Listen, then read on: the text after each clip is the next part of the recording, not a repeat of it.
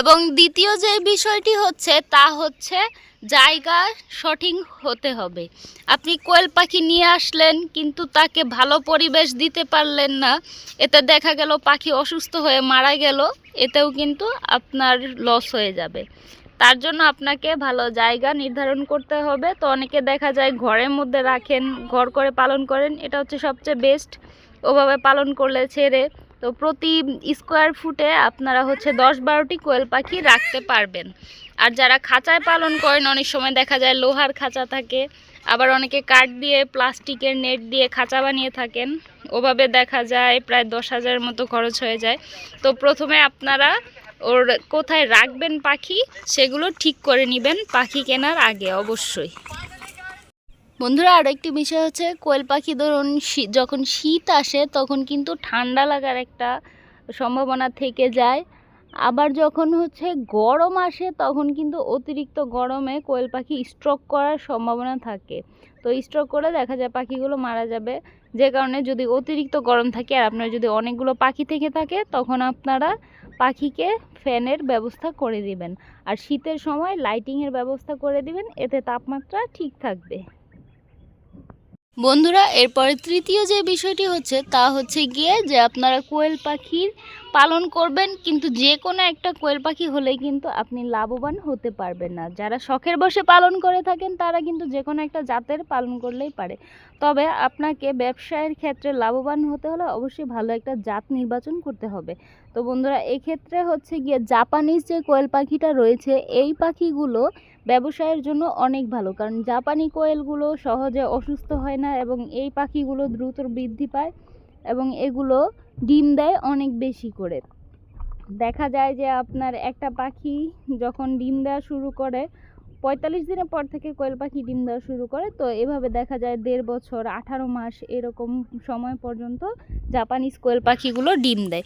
এছাড়া যেই জাতগুলো রয়েছে তো এগুলো কিন্তু এতটা আপনি সুবিধা পাবেন না পালন করতে গেলে। ব্যবসায়ের ক্ষেত্রে অবশ্যই জাপানিজ কোয়েলটা নির্বাচন করবেন।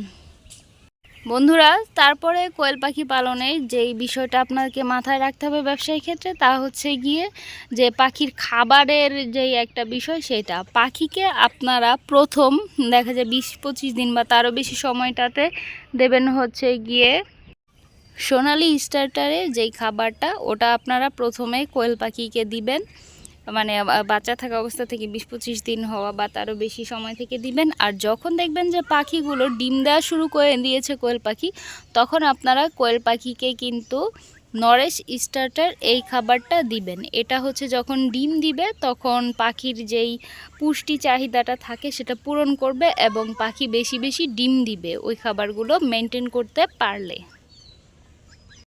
বন্ধুরা এরপরে যে বিষয়টি আপনাদের মাথায় রাখতে হবে তা হচ্ছে পরিষ্কার পরিচ্ছন্নতা ও নিরাপদ একটা ঘর বা নিরাপদ খাঁচা।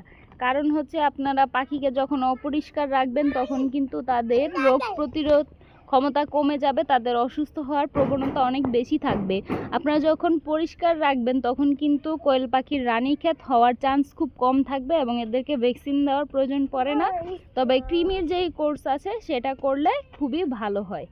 শুধু এই কাজটা আপনাদের করতে হবে, তাই আপনারা সব সময় চেষ্টা করবেন যে প্রতিদিন পাখিকে পরিষ্কার পরিচ্ছন্ন করে দিতে পাখির ঘরটা। তো বন্ধুরা যা বললাম যে প্রতিদিন যদি পরিষ্কার করেন তাহলে কিন্তু মুরগির মতো কোয়েল পাখির রানীক্ষেত হওয়ার কোনো ভয় থাকে না।